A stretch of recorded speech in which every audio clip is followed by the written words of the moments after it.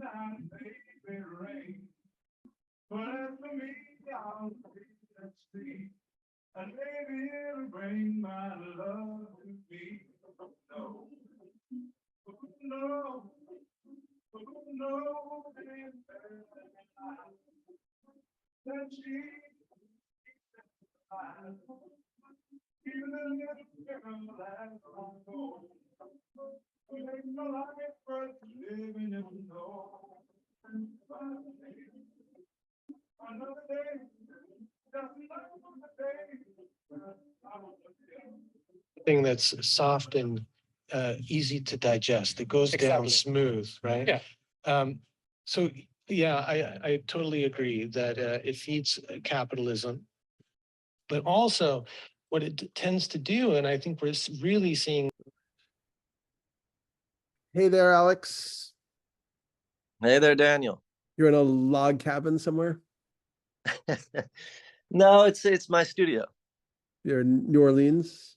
Yeah, not a lot of sound Barriers? sound barriers and wood. Nice. Yeah, New Orleans, in the music studio in the lab. Very cool. And you're in London in a forest. No, it looks like in a house. in a super very nice house in Ladbroke Grove that friends of mine have offered me as a way station on my way to Medicine Festival. But they're psychedelic aficionados. There's like psychedelic paintings everywhere and indigenous objects and giant rapé pipes and all that stuff. Mm. I feel at home in this little environment. Yeah. Hell yeah. And yeah, so we got a thing about consciousness coming up. What are you thinking about consciousness these days? What am I thinking about consciousness? I'm glad to be talking with you about this because I'm trying to figure out which tact I should take for the seminar. And I've been thinking a lot about consciousness recently. And this morning I was thinking about which direction to take. There are obviously the fundamentals of consciousness, as you know, and it's a very open field. A lot of people have different ideas about what those fundamentals are, their applications, how far those applications extend into the fundamental reality of nature, whether or not it's a fundamental substance or it's an emergent substance, whether or not it supervenes on the physical or the physical supervenes on consciousness and all of that. But the way that I've been thinking about it more recently sort of is forked into two lanes. The first lane, and I think that they relate. And so we'll find out in this sort of jam session whether or not they do and whether or not I should bring up one or the other. I'm not sure yet. I also don't want to confuse people and bring up too much. But on the one hand, the area of consciousness I'm most interested in is the division between what I call automaticity and problematicity. So the division between packaging information in energetically highly efficient ways, which internalize external environments, such that you no longer have to engage with the external environment in a quizzical way. So you're talking about when something becomes like habit in a way, so it's like downloaded. When it becomes habit, when, as you say in predictive mind theory, you say as it becomes schematized, such that I just have some objects around here, such that every time I pick up a shaker, I'm not wondering what is this, because that would be a highly inefficient energetic way to interact with my environment, is to constantly be curious about what this is. And then I see another object. Now it doesn't quite look like this one.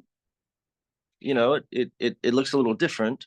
Shall I accommodate it into the existing category I have for shaker?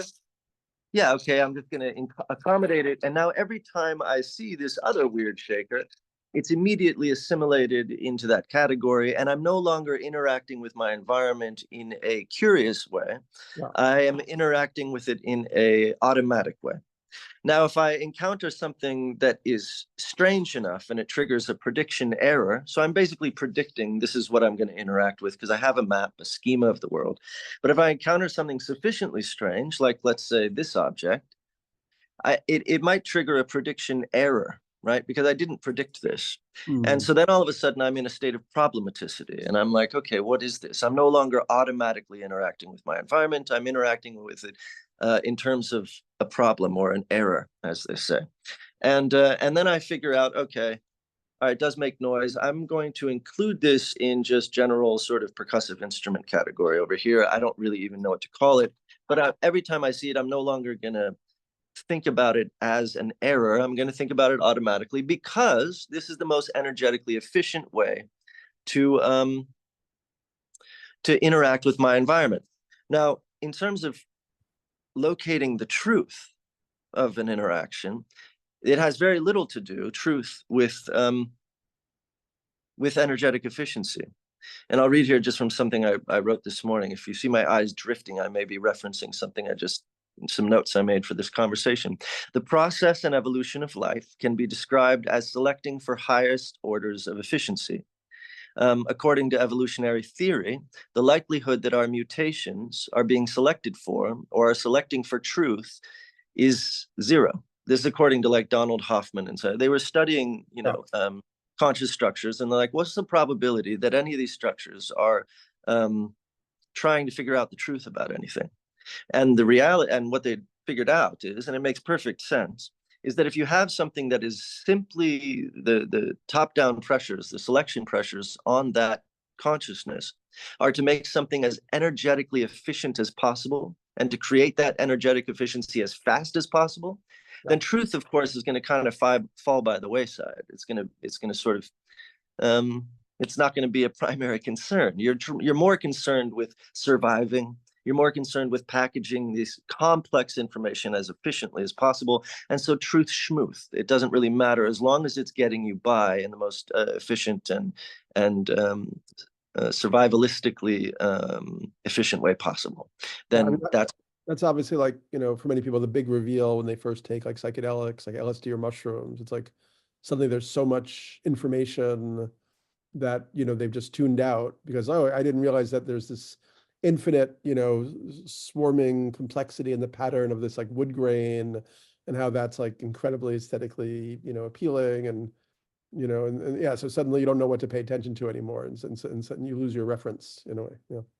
Yeah, and you end up with an oversaturation or an overwhelming sense of information. You get an informational overload, and you enter a state of awe because you don't have this schematic bandwidth to accommodate all of that nuance. And so you effectively, during your normal course of life, shut all that nuance out. So we're effectively, operating in a state of knowns, in a state of certainty, at the expense of truth. So certainty and truth seem to be somewhat oppositional. Mm-hmm.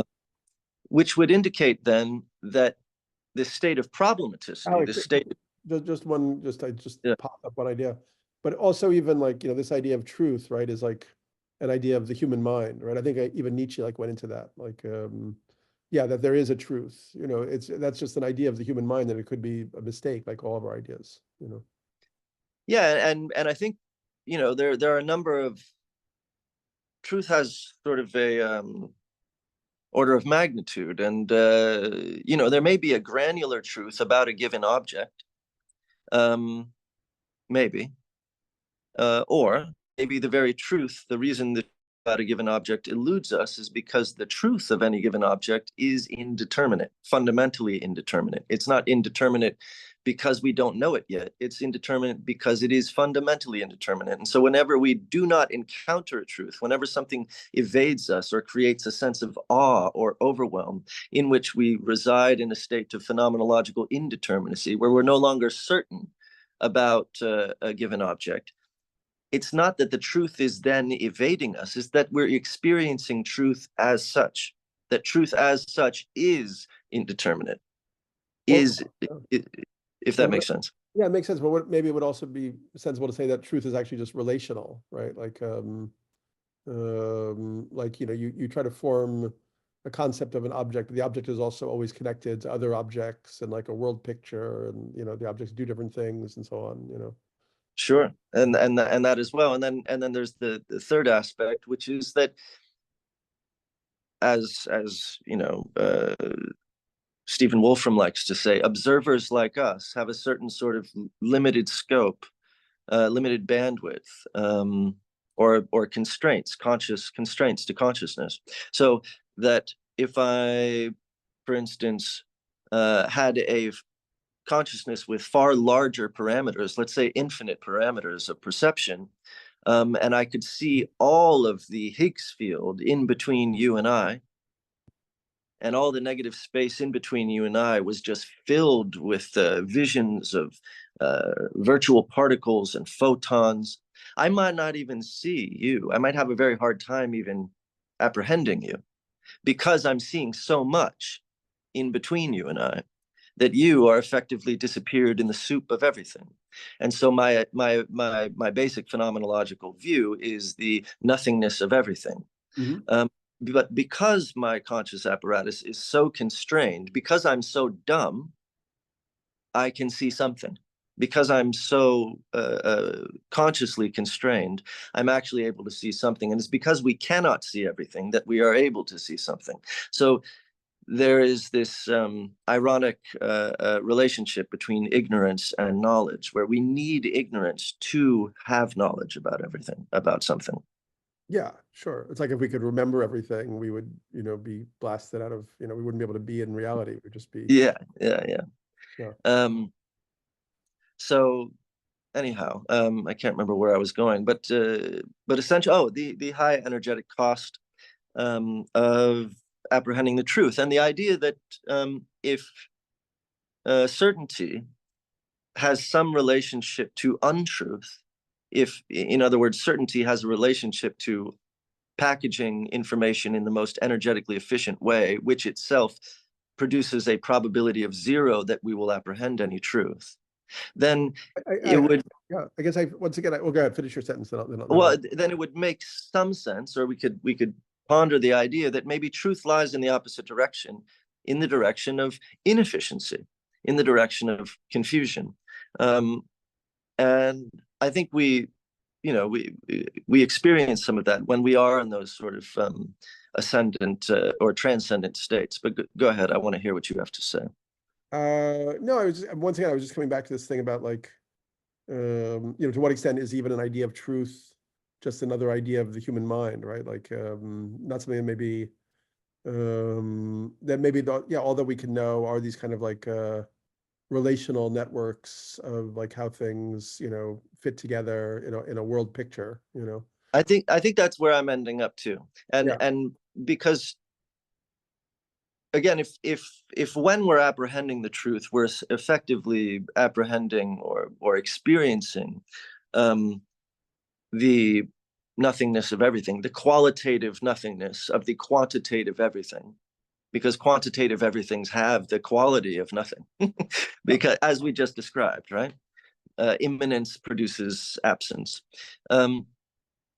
Then the other way to take truth into consideration is simply the truth of the relational operation, or the relational dialectic between certainty and confusion, between states of determinacy and indeterminacy, and that the truth, quote unquote, is actually the relationship between those two things. And then, of course, the relationship between all determinate objects and their indeterminate states, so that everything is this sort of, that truth resides in relation as opposed to the quantitative interior of any aspect.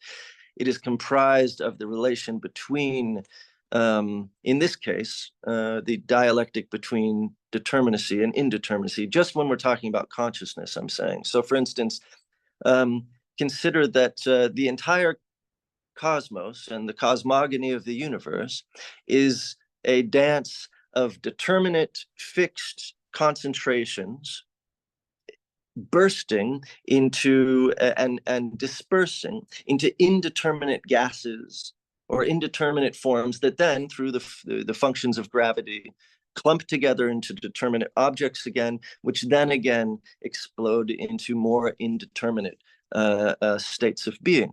And then you look at historical, societal history, and you see, well, okay, we kind of see the same thing. We see these asymmetric clumps of people exploding into more indeterminate categories and then coalescing again into determinate clumps. And then you see, and we can view politics in this sort of way, the conservatism of preserving an asymmetry, of preserving a determinate item, and then the progressivism or the liberalism of wanting to break that open and create more equanimity, and then the resultant impulse to then conglomerate some of those pieces of indeterminacy and return again to a tribalistic state. So you see all of that happening everywhere, and you see all of that also happening within the mind on a sort of moment to moment basis. You also see it within the work week, and this is, I guess, if I was to say one good thing about religion, because I'm just not much of a fan of religion with the capital R, is the delineation between ordinary time and ritual time. Mm-hmm. Religion sort of had an implicit sense that we needed structure and certainty, but we also needed to oscillate between that and then ritualistic sort of Dionysian, bacchanalian reverie and loss of self, and then return. And so you need this oscillation between structured and unstructured time in order to sort of remain sane. And so we see everywhere this same relationship between determinacy and indeterminacy. And then even just within the oscillations of consciousness, between automaticity and problematicity. And so that general architecture, if there was a truth to anything, it would be the general relational architecture of this relationship between contraction and expansion, dissipation and aggregation, between confusion and certainty. Yeah, that makes some sense to me. I mean, I know you also mentioned that you're interested in sort of the political dimensions of consciousness or the social dimensions. How do you extrapolate from this into thinking about that?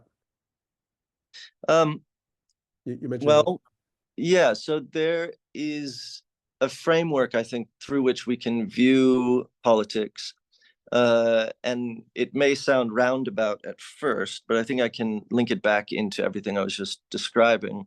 And that is through,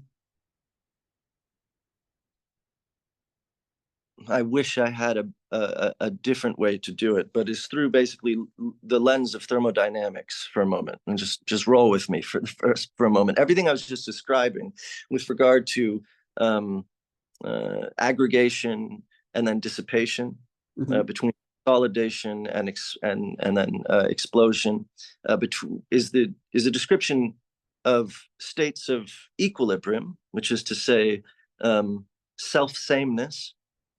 I don't mean equilibrium as in balance with other things, but I mean internal self-sameness in the thermodynamical sense. So equilibrium and disequilibrium, where that self-sameness is disrupted and then you have difference again, right?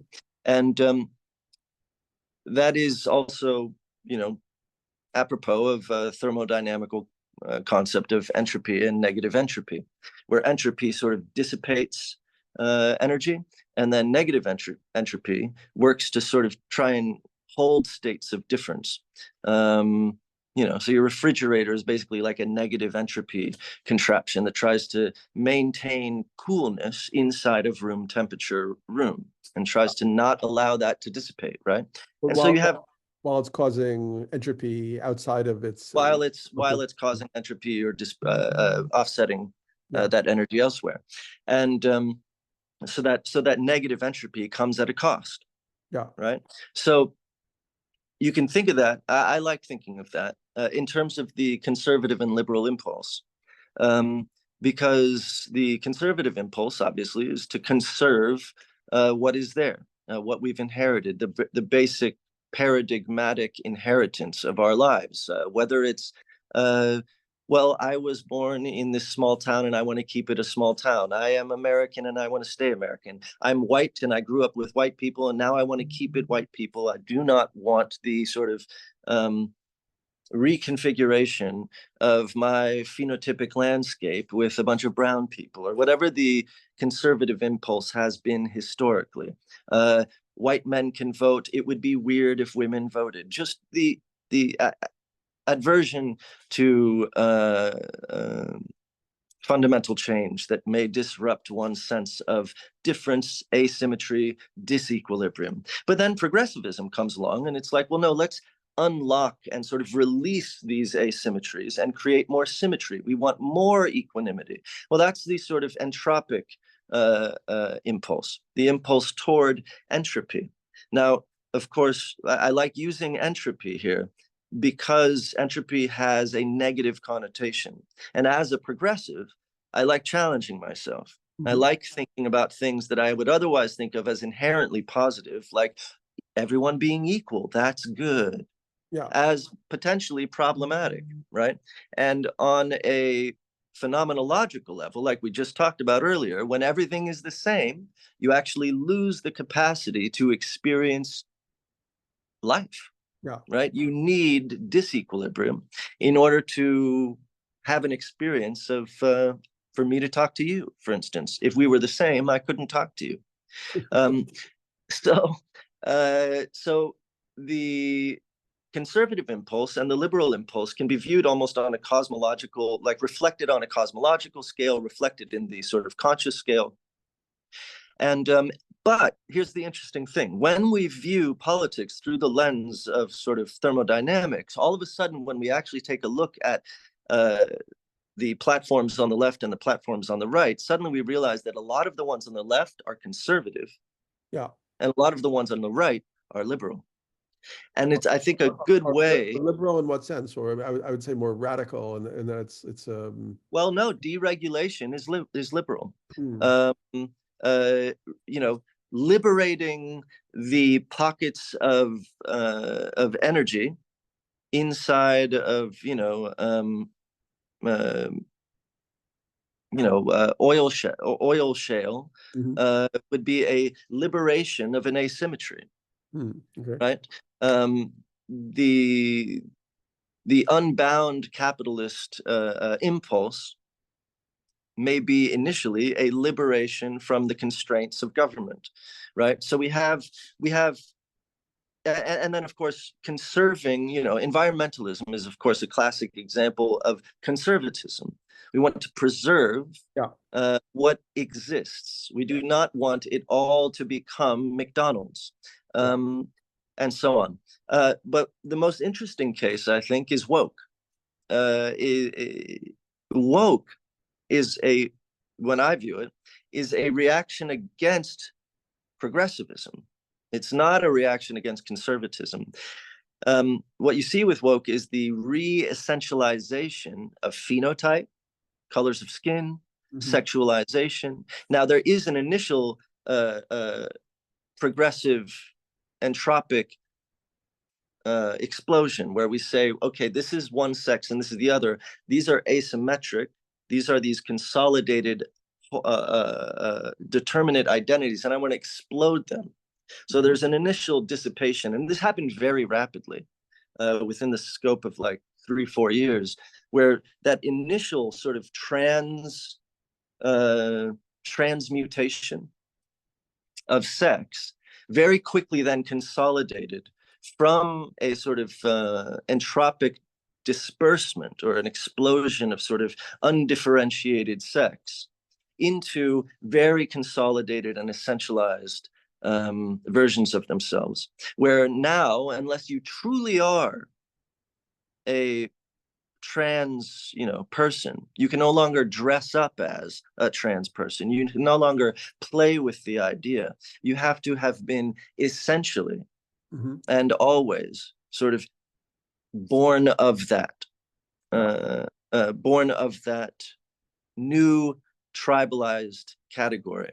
And the creation of new tribalized categories is, of course, the reconglomeration of otherwise indeterminate sexual denominations into now very determinate and essential sexual categorizations, which is a very conservative move. And so yeah, anyway, so I just think it's an interesting way to look at politics because, well, on the first part is it becomes impossible to really pejoritize any one group because you realize that they really do need each other. They don't simply need each other because every struggle needs an oppressor. They also need each other on a sort of like essential, fundamental, cosmological level, where disequilibrium needs disequilibrium. And then once you, sorry? Jonathan Haidt's work, did you ever look at his work? Some, yeah. In fact, the stuff I was referencing about awe is from some of his work with Keltner on the overwhelm of information producing awe, unschematized categories, and so on. I don't know. I was thinking more of where he talks about the conservative and liberal having sort of almost like different brains, right? Like some in terms of what they what they prioritize as important, you know.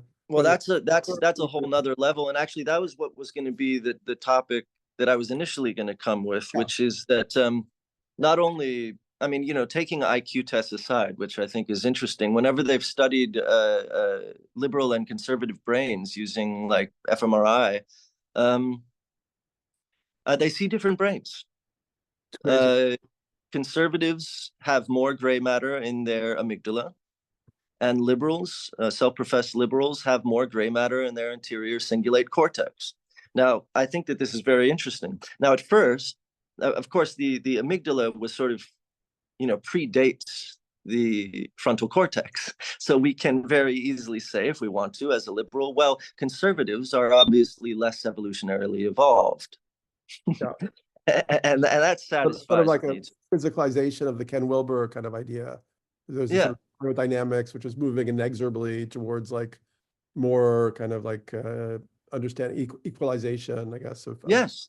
And think about the way that the anterior cingulate cortex, what its function is, among many things, but is pattern matching.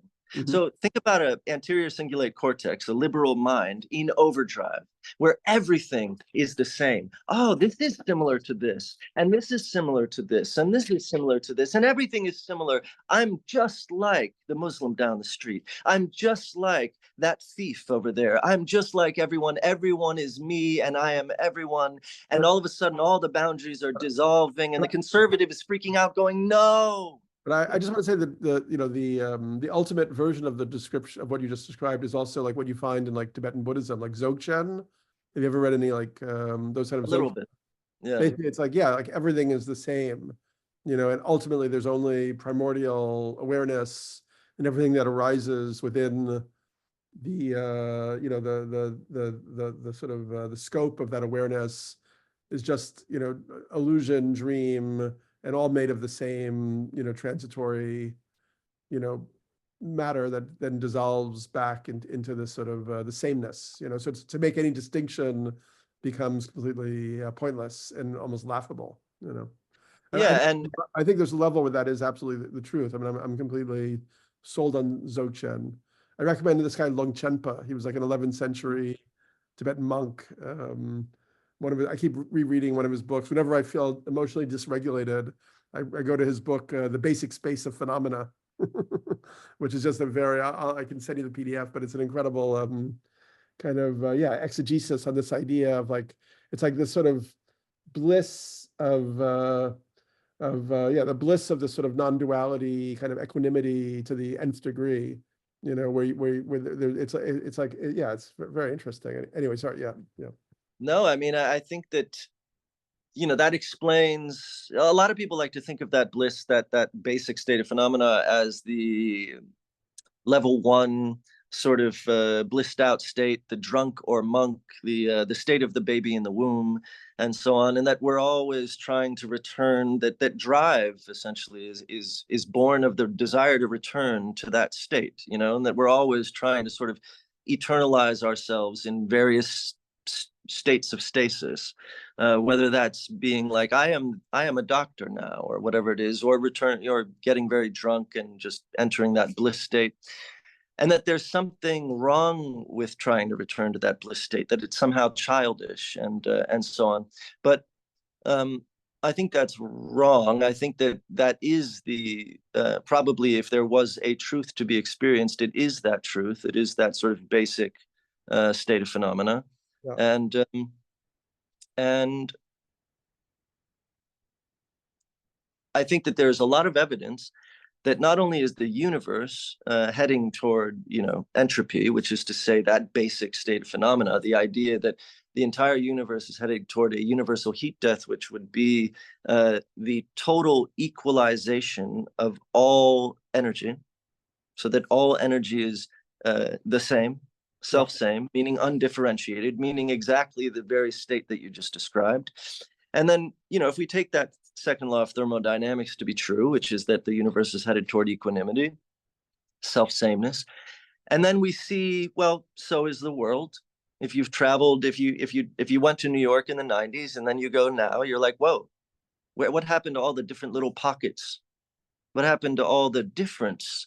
And then you travel from one city to the other, and you're suddenly like, wait a minute, when I was in Edward Sharp and we were just traveling everywhere and touring, I'd go from one city to the other, and I couldn't tell the difference between one city and the other, slowly. And it happens more and more rapidly. It's almost exponential. Everything becomes P.F. Chang's. And why is that? Now, then you suddenly look at the globalization. I'm such a New Yorker. What is P.F. Chang again? Is that like a chain It's store? like everything becomes McDonald's. It's like that Chinese. Chinese. Yeah. Everything. But maybe there's like new distinctions forming. I mean, culture is a perpetual kind of like overturning, like in a way. Of course, there's always new distinctions, but I think it's very difficult to argue that despite new distinctions, it still is two steps forward, only one step back. So yes, we create new distinctions, but we are headed toward a globalization. I mean, it's obvious, especially if you open the scope of history wide enough. We went from tribe to town to village to city-state to state to global entity. Religion goes from a few set of beliefs to the abstraction of thought, to conglomerate a diaspora of people who otherwise would not know each other are suddenly unified in this abstraction of religion. This is the basic story of the history of humanity, and it's also the basic story of the history of the cosmos. Now, second law of thermodynamics may be proven to be wrong. Who knows? But what I just described is indisputable. So when we think about that and we see, okay, history is headed toward this sort of dissolution of difference. And yes, it's two steps forward, one step back. And yes, you can say, yes, but there are new differences and new subdivisions. But nevertheless, we are headed increasingly in this direction. And then we say, okay, if that's the case, how do we feel about it? How do we feel about entering a state which is simultaneously the dissolution of phenomenological experience, aka theoretically death, and the state of most bliss, the state which Dzogchen describes, or Trungpa, what's his name? Chogyam Trungpa. I love that guy. Chogyam Trungpa. So the state he's just. My favorite little story about him, apparently once he was like speaking to his like Western students in Boulder in this big auditorium, and he stopped his talk and he sighed. He was like, you probably all could be enlightened right now, but I really don't think you'd like it very much. You'd find it too cold and too spacious. Right. Well, he's describing death, the death of something. Yeah. Totally. And the death of difference. Yeah. And probably the dissolution of self.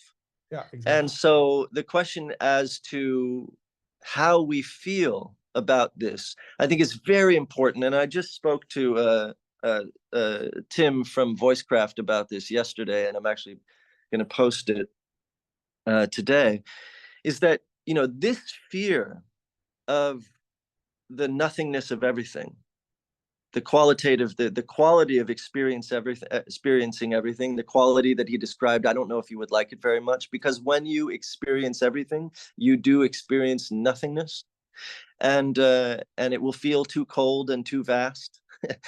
Because you're experiencing everything, you'll experience this incredible absence, and so we have this repulsion, this simultaneous attraction to it and repulsion from it. Yeah.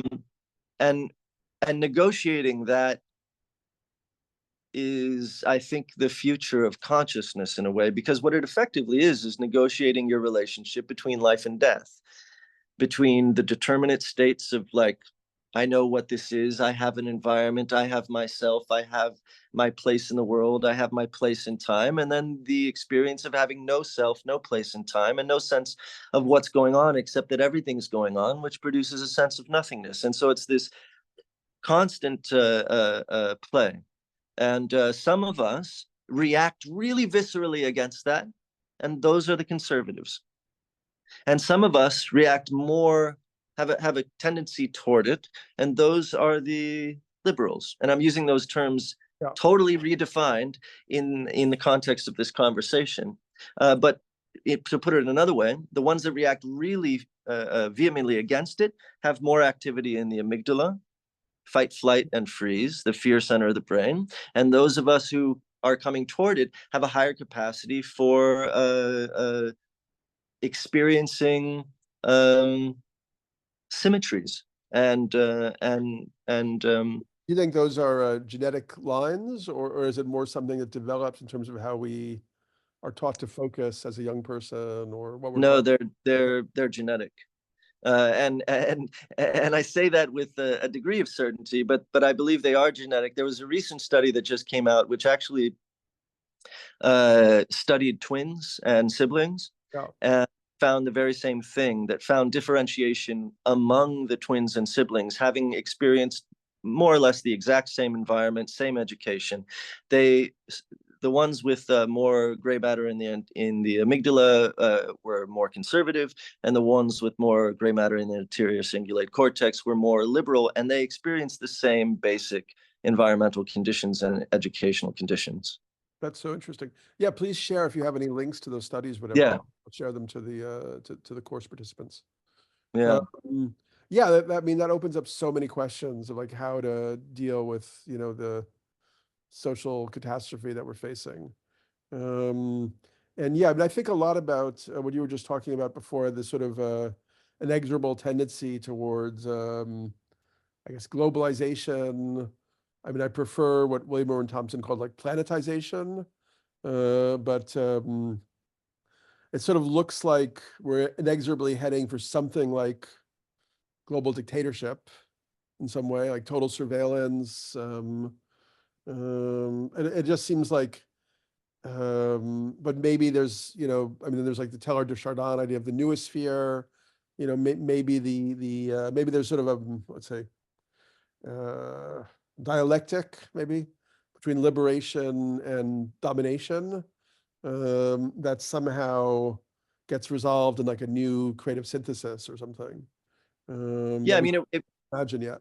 No. Yeah, and it may be a global self-dictatorship. Like you can imagine woke, extrapolate it to the globe, and see that we can create self-police states, and that the arbiter of those laws and habits will probably be something that is automated, like AI. And the world operates itself kind of like an air conditioning unit, where we, if you do something above a certain threshold, the AC kicks on and you go to jail, or whatever. That we establish an automated sense of social equilibrium. Which is already in like China or something like that. Yeah, exactly. But on the other hand, it hasn't happened yet, which is also interesting in the West. Like, so that is intriguing. Like something is still holding out against it as like the ultimate fate or something. Have you gotten into that Korean German philosopher Byung-Chul Han?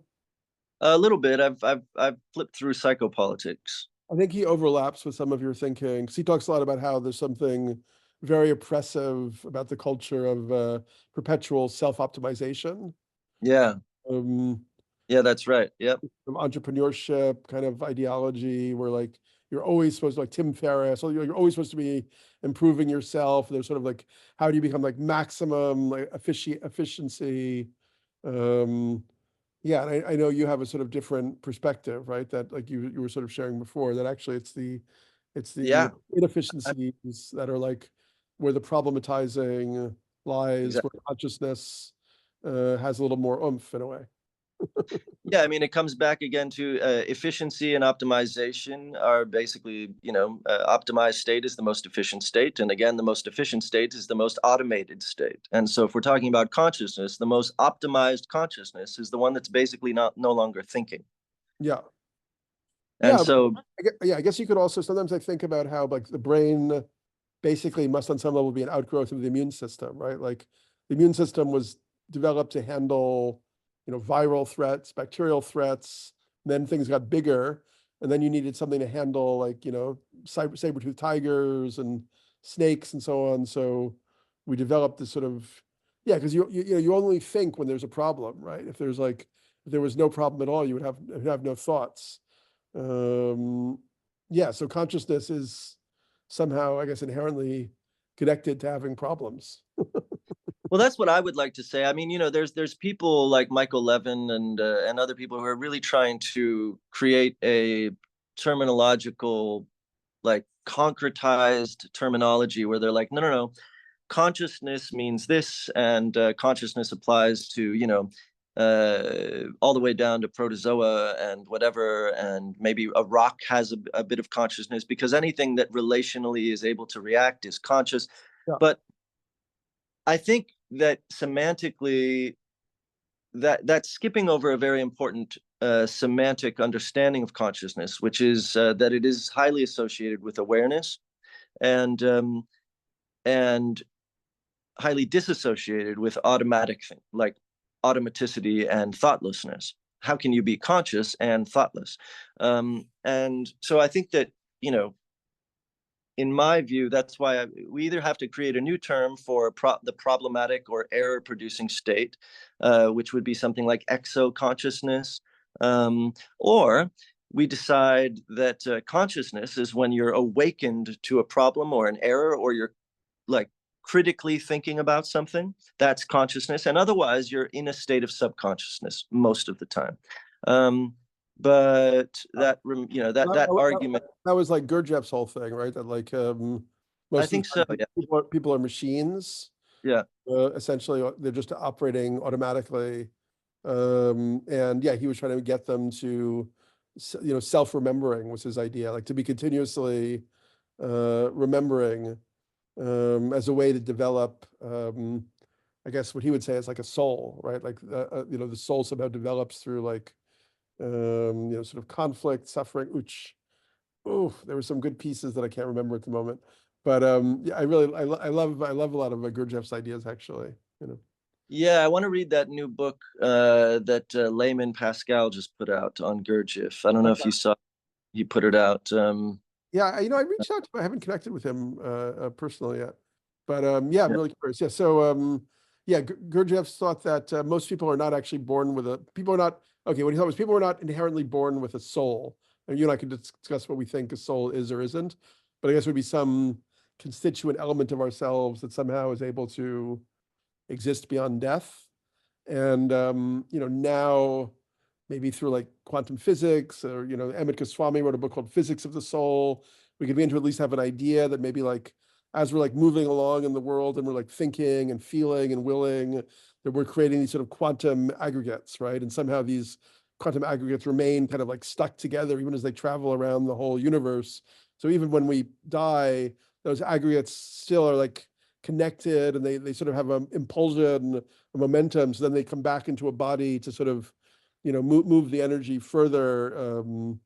Yeah. So for Gurdjieff, but this idea of the soul is not something people just have. They have to work while they're alive to acquire it or to build it up. And the work that they have to do, according to Gurdjieff, is conscious labor and intentional suffering. Mm.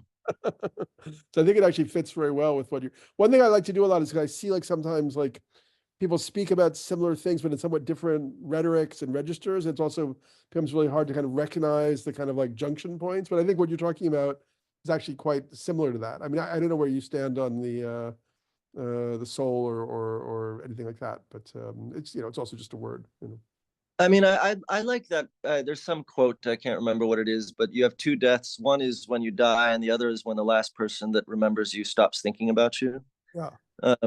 And I think that there might be some truth to that. That the soul is developed in relation to the conscious, aware to the uh, to one's awareness in the consciousness of others, and that there's a possibly a sort of abstract relational existence of soul which transcends the body, but maybe still supervenes on and is tethered to real embodied people with real embodied consciousnesses, having intermittent thoughts or awareness of you in their sort of, you know, general apparatus.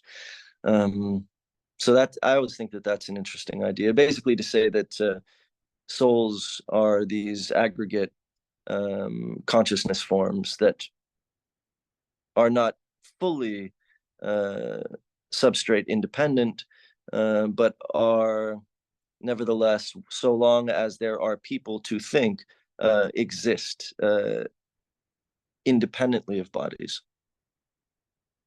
So long as there are bodies to think. Yeah, I mean, where do you then stand, I guess, or maybe you don't, but metaphysically, like we got the, you know, materialism, we've got the analytic idealism, we've got the panpsychism, you know, because as an idealist and also a big fan of Goswami's work and a big fan of Rudolf Steiner's ideas, yeah, I think like it could be that reincarnation, you know, exists, or even there may be other subtler dimensions of reality that you know, where there are types of afterlife experiences that we just Yeah, I don't. mean, I'm not against any of that, because even though, you know, we could say, well, there are these various vectors of emergence. Life is one of them, and you cannot reduce life to biology. You cannot reduce consciousness to biology, and therefore, when you die, your consciousness uh, cannot, you cannot transcend the limit of life, the limit of death. And so you do not, as you, continue through that, because you must, there is an indeterminacy on the other side of which you would come out no longer you. But I don't think that that's necessarily the case. I think that, again, observers like us view death as death, possibly because we're observers like us. Possibly the delineation or the line between life and death is another consequence of the ignorances and the constraints of human consciousness. And that if we were a different type of being, we wouldn't see the delineation between life and death any more than we would see the delineation between steam and water. We would see the continuation of it, and be able to aggregate water again and sort of reverse the process or repeat the process. So I think a lot of it comes down to the constraint of observers like us. And so we have to almost talk in two baskets. One is the basket in which we're, you know, relegated to observers like us, which is more the scientific basket. Then the other is the metaphysical basket, where we're like, but what if we weren't observers like us, and we problematize the science? You know, so I think both are totally feasible. I mean, there's so much we don't know, and yet one of the great things, I mean, you know, one of the things I think is not looked at in the science of consciousness studies is when we're like, when someone like Donald Hoffman or something will be like, yeah, but show me the science that shows where the qualia is happening, where the color pink is actually occurring. Show it to me. Show me the science. You can't. And therefore, there is no, you know, like, you're wrong, and so on. And and yet the very absence of the data is the data, in my view. Like I said earlier, like whenever we experience, and like if we're tracking along a computation and then very suddenly the computation goes indeterminate, well, usually when we're looking at math, that's because there's too much data. It's not because the data has actually disappeared. It's because the data has increased so exponentially that it breaks the computer, and the experience is one of statistical absence. But I think what's happening here is that we're confusing the absence for an actual negativity, when the absence is actually an excess. And I think that, you know, everything we just said, the state of pure consciousness, well, what is that? It's in excess of your ability to schematize it. Therefore, it feels like nothing.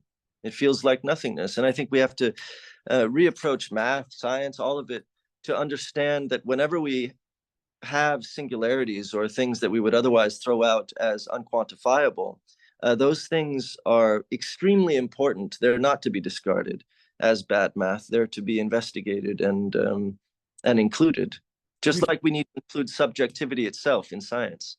Have you looked at Jeffrey Kripal's work at all? He's one of No. the speakers in the seminar. Super cool. He wrote a book called The Flip, and another book called what's it called? Authors of the Impossible. Both of them really interesting. But yeah, he's an academic who kind of like, you know, verified the paranormal and the supernatural, tried to create better categories for them, sort of understand how they evolved as modern, you know, categories of understanding that were sort of like suppressed by the mainstream and so on.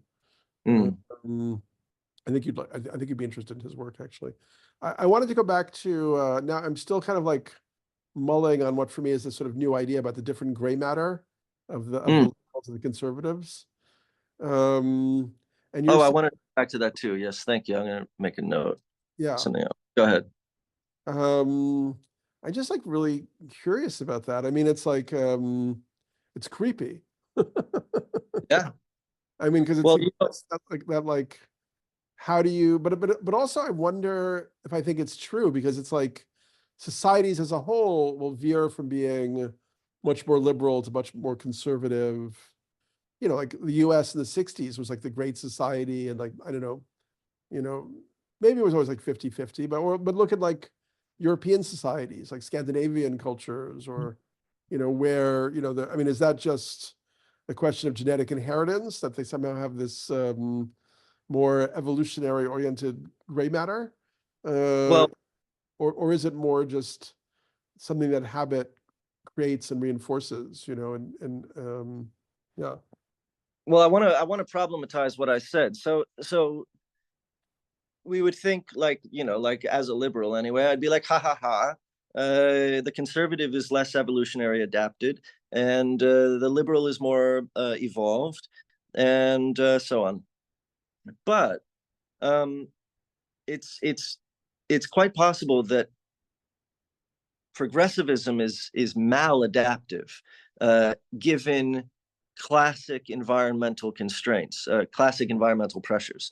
So when we think about, you know, being stark naked in the middle of the tundra, and then we think about progressivism, we immediately can probably grok that really being super progressive in a classically sort of Neanderthal state is probably a bad idea. You probably want like a strong leader. You probably want to have high delineations of hierarchy. You probably want things to move and operate much like the military. You probably, when shit is hitting the fan, don't want to be going on and on about you know, your rights as a trans person in the play. Like, there's no time. You know what I mean? There's no time. Like, things are too fucked up, and survival is happening.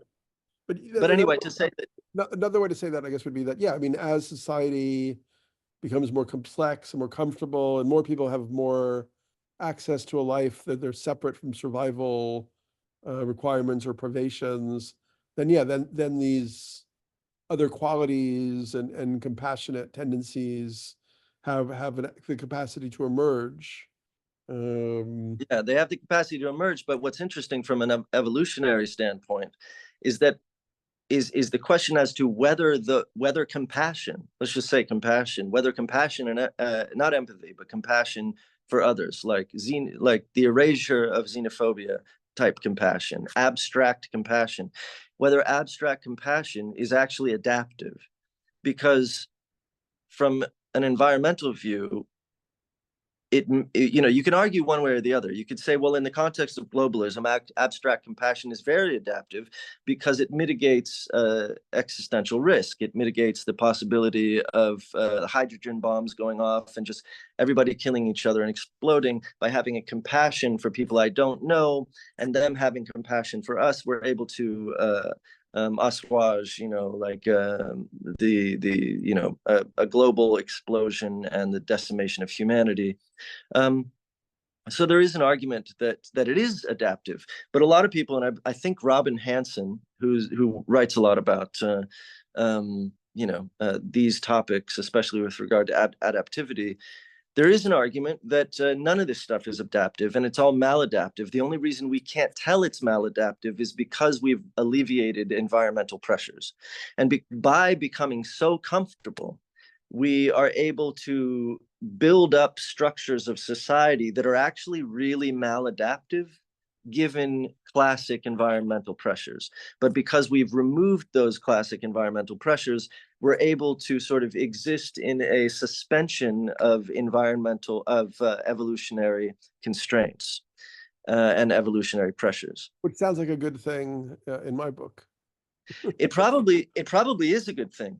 I mean, but because I'm always interested in problematizing my own, ideological. Yeah.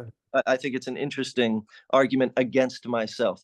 But I'd like to go back to one of the things that immediately hit me when I was thinking about the gray matter in the anterior cingulate cortex for the progressive and more gray matter in the amygdala for the conservative, and the conservative being full of more fear and the liberal being full of more capacity for pattern matching. I'm thinking about, well, okay, two things.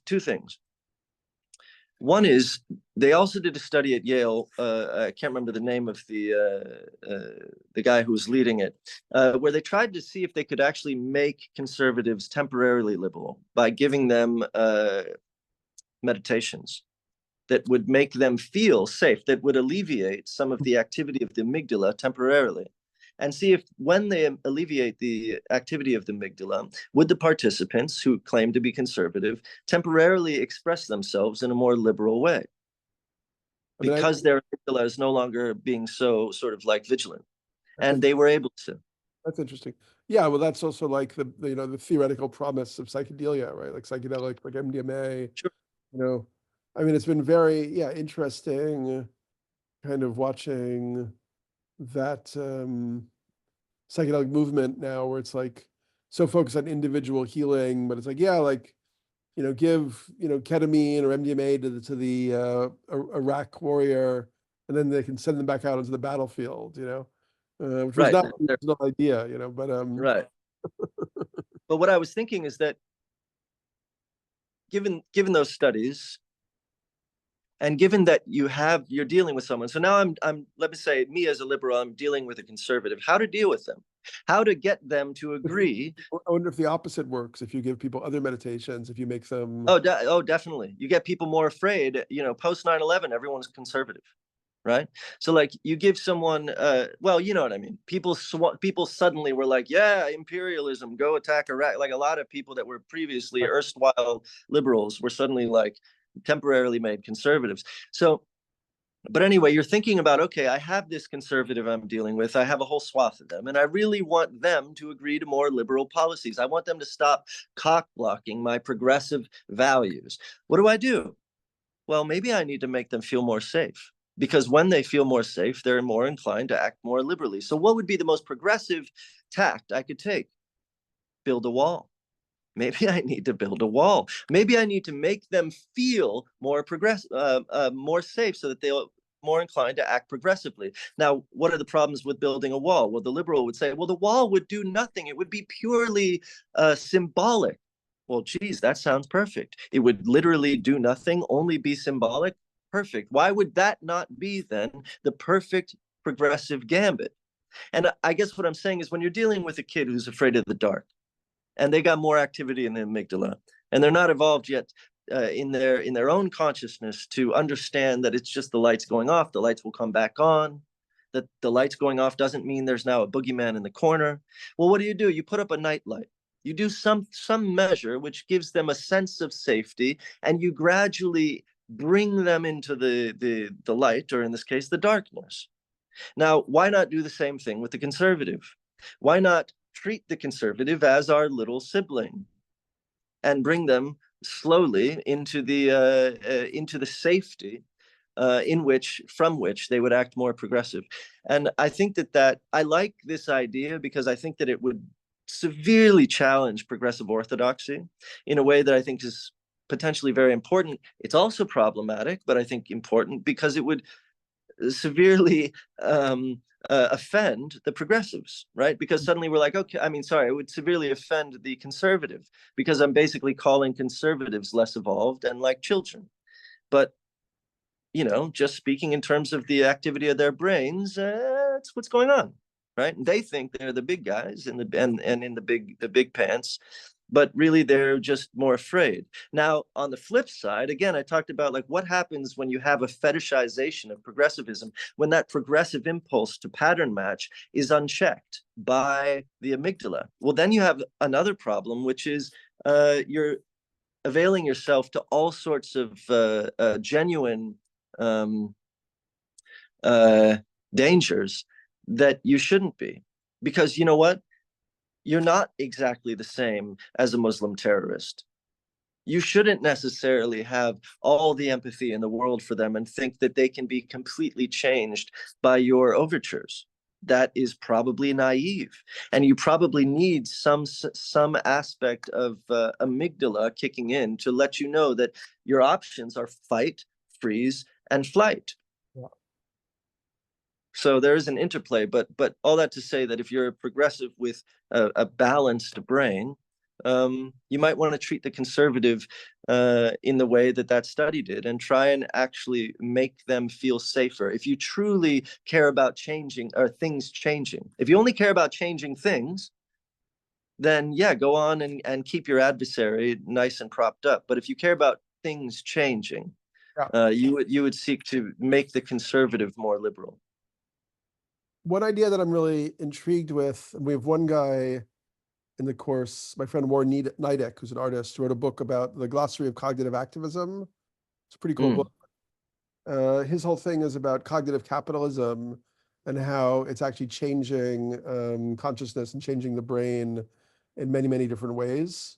One example that he gave me, which really stuck with me and kind of like hurts me, actually, like I keep coming back to it.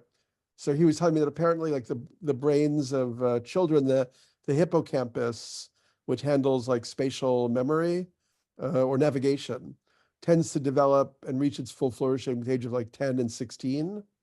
So if you have all these kids who have smartphones starting the age of like 9, 10, or get lost, like you're actually meant as a kid, you should go out to the forest, you should be with your friends, you should get lost. You have to be like, find your way back. Oh, was it that rock? Was it that, stream, and then develop this capacity for spatial navigation.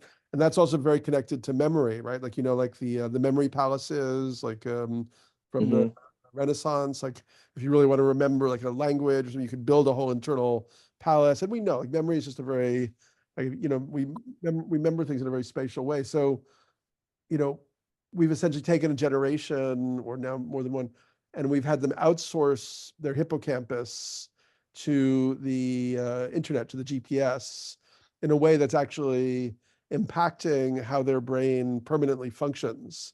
And this tendency where like, let's say like capitalism, in the 19th century, it was like external markets. Like instead of having the beautiful bubbling spring by your, hut, you now live in a city and you drink like bottled water, instead of like everybody coming together around the fire and telling stories, you're all home with Netflix or, TV.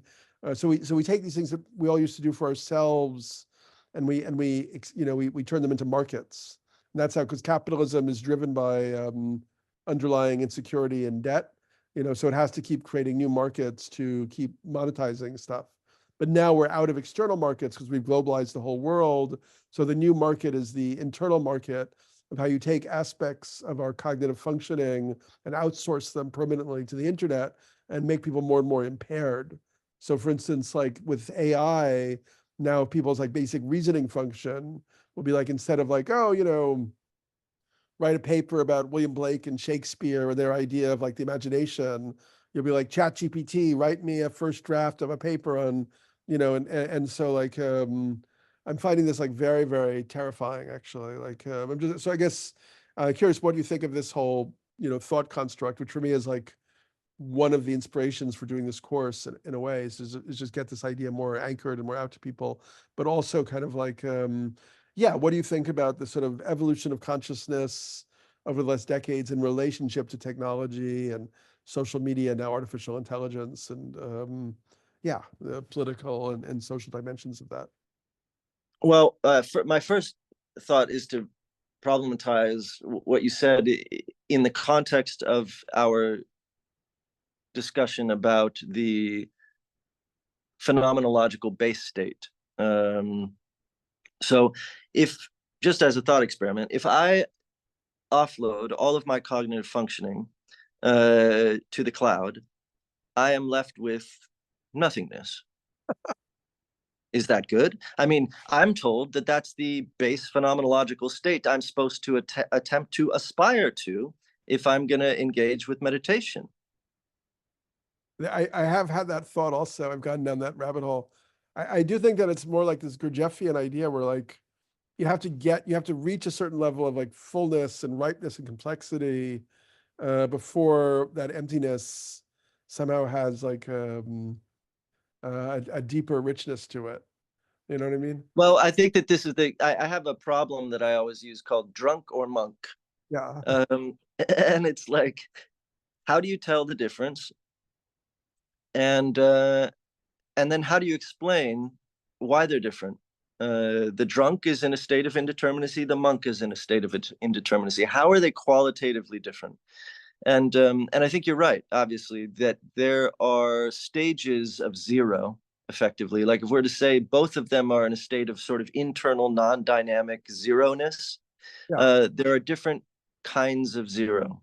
And they have different qualitative, not only do they have different qualities, they have different external effects. So, you know, the person in the zone, let's say Michael Jordan, when he's at his peak in the zone, the ball is just an extension of him. He's no longer thinking. He's in the monk state.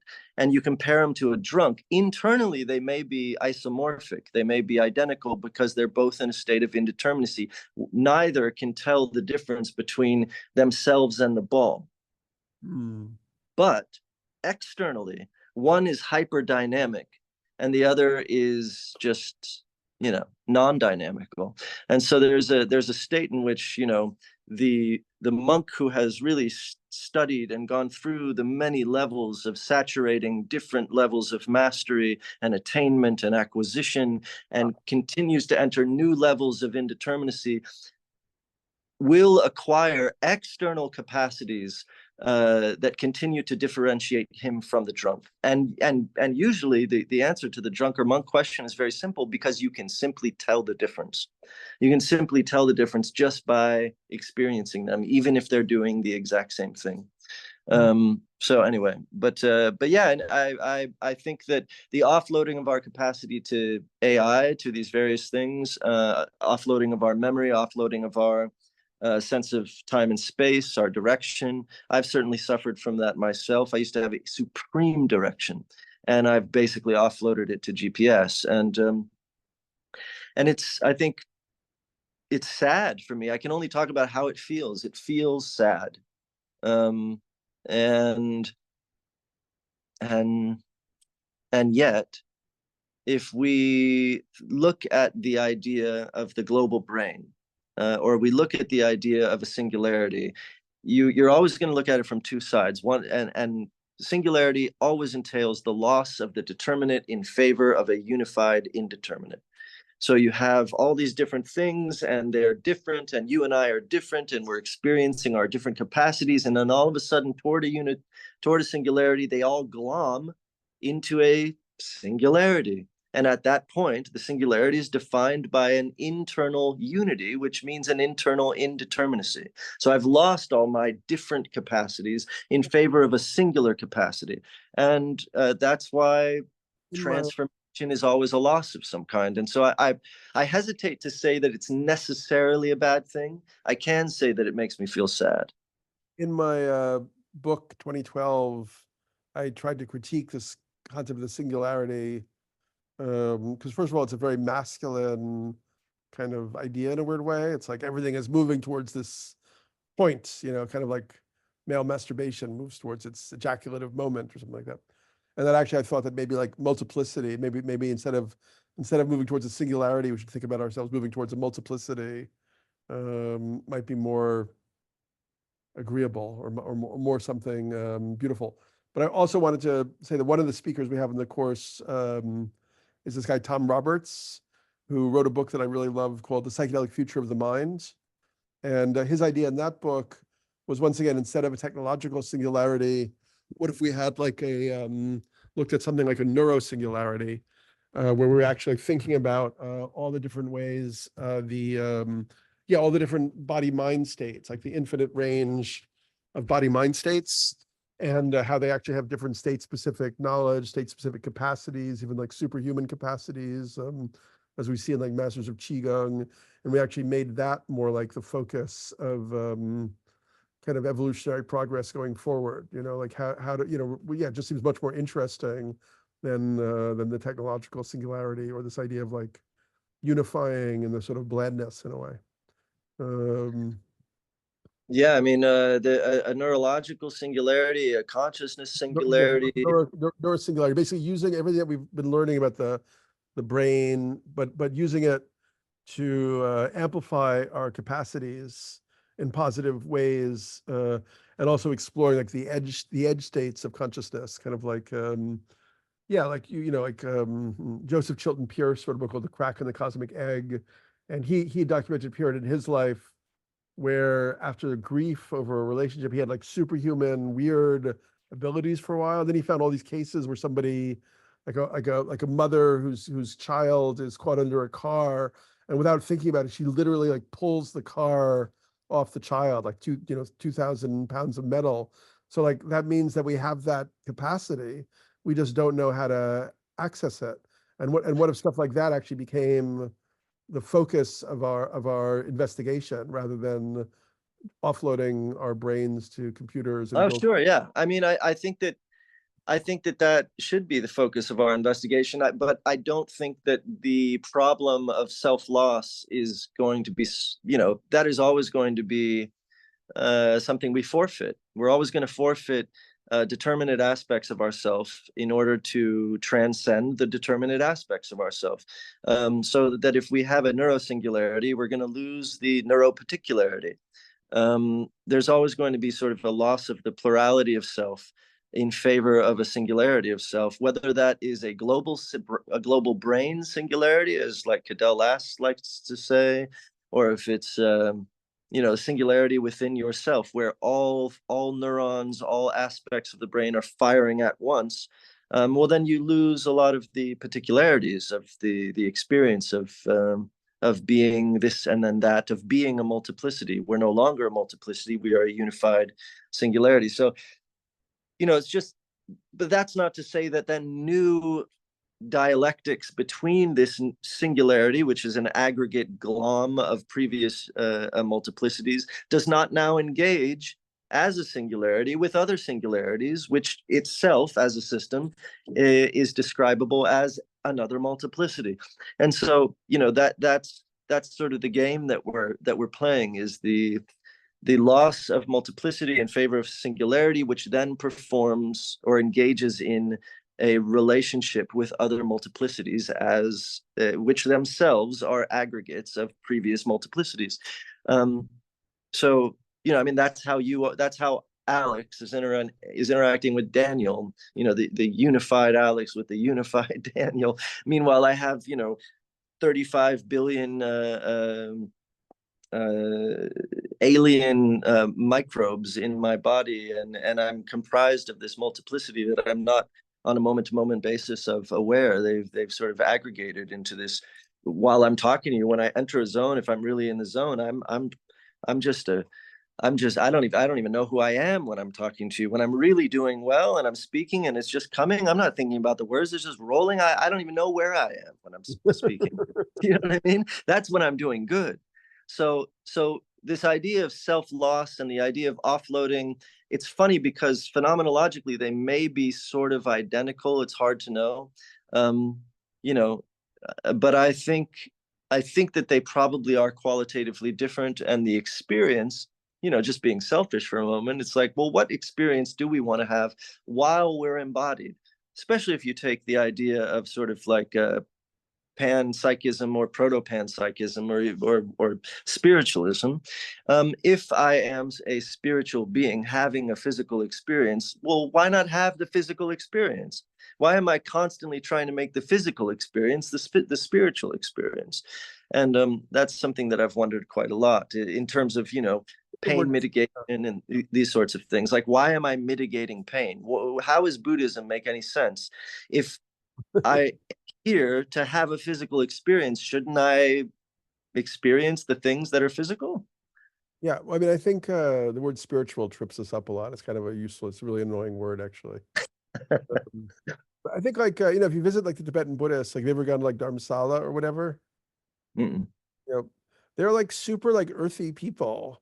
They're like slapping each other and laughing and like rolling on the ground or whatever. Like, so it's having like a super heady religion like Buddhism, totally, like Tibetan Buddhism, totally makes sense for them.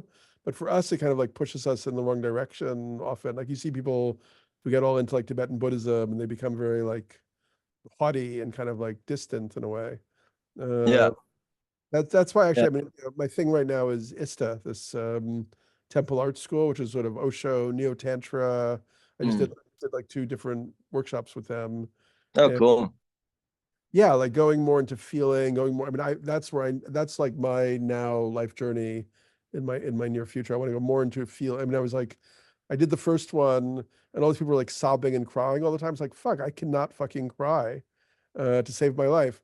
The second one, which I just did, I finally fucking opened the channel through like a very like intimate like transmission during a kind of sacred sexual spot massage, and this, or whatever you call it. It's not even exactly the right word, but anyway, I just finally broke through and was like weeping, and now I feel like I have the fullness of my emotional body back after like many years. Wow.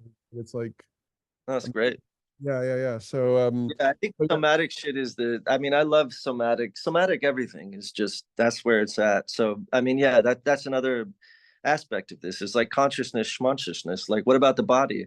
Where's I consciousness in the think that is body? part of the future of consciousness is that Yeah. somatic return and Yeah. uh, yeah, being more our complete fullness. But I think also, yeah, like this idea of getting away from the singularity idea. Let's think about multiplicity. Let's think about local cultures, um, like morphogenetic fields, like when you visit a culture like the Kogi or the Shipibo, and they actually have like magic, like you experience, and I experienced that actually in the ISTA workshop, magic, like, it's just real. Um, and it happens because, as humans, if the universe is consciousness, which I think it is, we are conduits of that consciousness. And when we create cultures, when we are in reciprocal relationship with local environments, we weave morphogenic fields that actually allow for different things to happen. Like, I mean, absolutely. But I think that those are still, whether or not we want to use the word singularity, those are still sort of singularities of sorts. They are saturations that occur within constraints, and they occur through decades, millennia of relational interaction. So just like the mantra doesn't work upon the first incantation, and you have to repeat and repeat and repeat and repeat, and it's determinate, it's the word, and then upon a certain quantitative threshold, suddenly it becomes indeterminate, suddenly the mantra works. It's the same with these tribes. It's like interact, or if you've been in a group, in a band, and you're jamming, it's okay, and all of a sudden you enter a morphinogenic field or a morphic resonance, and suddenly the saturation has occurred. But that is basically a singularity. That is the effect, where you have these determinate moments, but in aggregate, suddenly at some yet to be determined quantitative threshold, a new qualitative shift occurs, and that suddenly unifies you. And that is basically a singularity, in my view. But it can occur locally much easier and more readily than it can occur globally. But there's nothing to say it can't also occur globally. So maybe yeah. So then, I mean, yeah, I guess you're using this term in a different way, but I mean, maybe that's like a beautiful. I think part of our problem right now, is that we don't have a good mythological construct for where humanity goes. That's like super awesome, because Well, I mean, that's technology. a whole. No. But I That's a mean, whole. let me just That's finish. a. Let me Oh finish. no, sorry. Go ahead. Yeah. The technology is not really taking us anywhere super awesome. Like this idea of like, losing our ability to spatially navigate, kind of becoming this sort of amoebic, kind of like, in some ways, it's a little bit like this undifferentiated Zen state, but it's kind of very, it's a kind of immature, kind of like, that's a very unpleasant future for humanity. But if we have more of this idea, like I was trying to look for this Jacob Boehm quote about how like, God's life is play. So basically, the existence of humanity is, creativity and play. And, if we were to allow ourselves to recognize the preciousness of like local singularities, you would call them, or local cultures, these local weaves of morphogenetic fields, how fascinating for a future for us where we recognize that we have this ability and we can form these local aggregates and build these singularities, whether it's like sexual utopias or psychic capacities, or weaving new things into being. Then suddenly we're like opening up a whole different landscape for where humanity could go in the future. Sorry, I have to pick up my kid here in a second, but I totally agree. I totally agree with that. I have experienced, I don't know if you have, those morphic fields, or whatever we want to call them, those singularities, those moments of aggregation, of an accretion, on Zoom. So the extent to which they need to be physically local may be overstated, maybe, like an artifact of sort of romance. Yeah, it's both and. I mean, there's a form of it that you can have on Zoom. And then there's like the, kind of the mana or whatever, or the energy of a particular like stream or spring or tree, or, people around a tree, or, the wisdom of a tree, like, who the fuck knows? But Yeah. But I do, of course, I think that that's the ideal future. If we can get there without going full-blown fundamentalist, that would be great. Because the problem is, once you create these little groups, then suddenly you want to hold on to them, and you want to make sure that they sustain themselves. And in order to sustain themselves, you got to be xenophobic. And in order to sustain themselves, you got to gatekeep, and so on and so forth. And then suddenly you are essentially living your life in fear of dissolution, and that can be problematic too. So I love this, because normally I'm the pessimist in the room, and right now I'm being the utopian optimist. You're the pessimist. Everything you write about is so full of optimism. Oh, thank you. Yeah, I feel like a pessimist. I do feel like the pessimist. So you change me. No, but I'm also just like being cautious. I can't, I always like seeing both sides of the coin, because it's otherwise I'm going to have to run into the other side of the coin after, down the street, and I'd rather just do it right away. Totally. But yeah. Well, Well, listen, we've been ranting on for almost a couple hours now, and it's been beautiful. Yeah. And it's really nice to just like, I feel like, yeah, we've woven a little more of a field of resonance between. Yeah. I really enjoyed it. Yeah, it's been really good. Yeah. Great conversation, and I'm really looking forward to this seminar series. Yeah, it'll be good times. So I will turn this into a transcription in some way or other and send it to you. Great. Yeah, I'll make a post about it and promote this thing. Amazing. That'd be awesome. All right. And by the way, and also I'm really looking forward to one of these years or days meeting you in person. I can't believe how long we've I been, know, it's funny. Huh? zooming. We've been zooming a lot. Just about that. Yeah. I feel like I'm about to go into a more like mobile stage in my life. Like I just enjoyed this traveling I've been doing so much. Maybe I'll hop down to New Orleans and say hello to you there. Yeah, you should. Okay, Alex, great. Have a great day. And we'll talk All soon. right. Talk to you. Bye.